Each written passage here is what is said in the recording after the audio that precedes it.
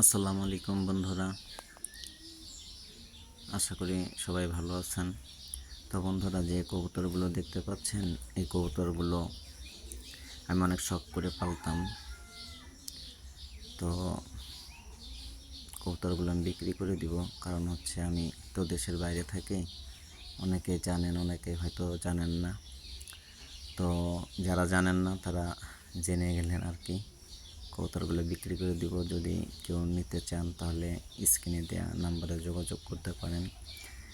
এখানে সব ধরনেরই কবুতর আছে, ডিম দিচ্ছে এমনও কবুতর আছে, আবার বাচ্চা আছে এমনও কবুতর আছে, আবার বাচ্চা কবুতরও আছে।